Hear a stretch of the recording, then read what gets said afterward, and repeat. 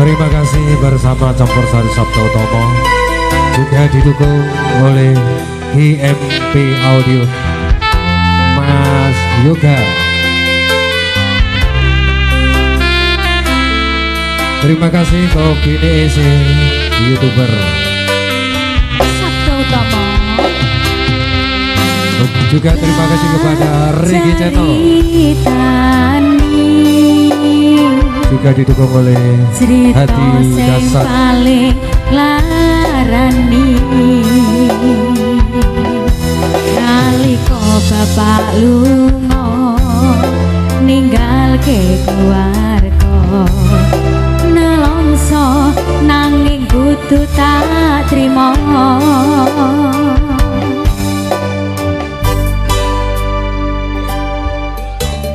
Sing gawe tambah loro wong tuwa ana kaya ora ana ngendi kasih sayange sing kaya cah liyane bapak ibu bingung dhewe-dhewe.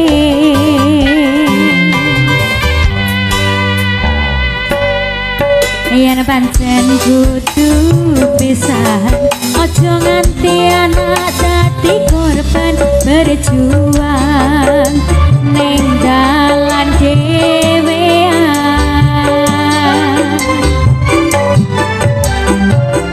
Ora ono sing njaluk dilairke ning keluarga sing kaya tak tompo apa anane kabeh kahanane yen pancen ngene iki takdire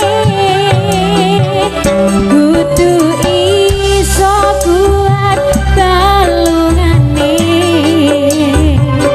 marga ra disangga wong tuwane kudu iso ngadeg dhewe ra ono cekelane ngene men anak sing rusak omahe.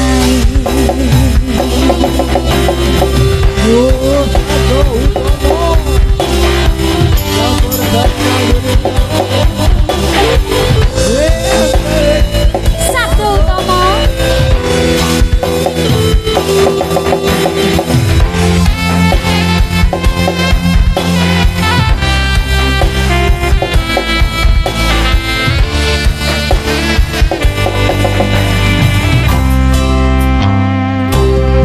Yen pancen kudu pisahan ojo nganti anak dadi korban berjuang ning dalan dhewean.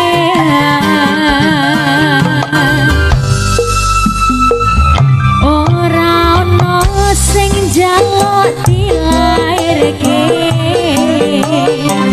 ning keluarga sing kaya ngene tak tompo apa anane kabeh kahanane yen pancen ngene iki takdire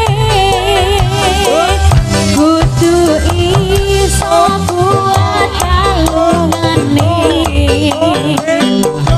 marga ra disangga wong tuwane kudu iso ngadeg dhewe ra ono cekelane ngene men anak sing rusak omahe. Sabto Utomo GMB terima kasih. Asik-asik Genduk Bila Agusti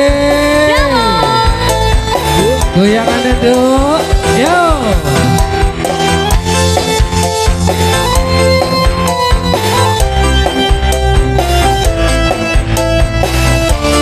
bersama Sabto Utomo campur sarinya Indonesia.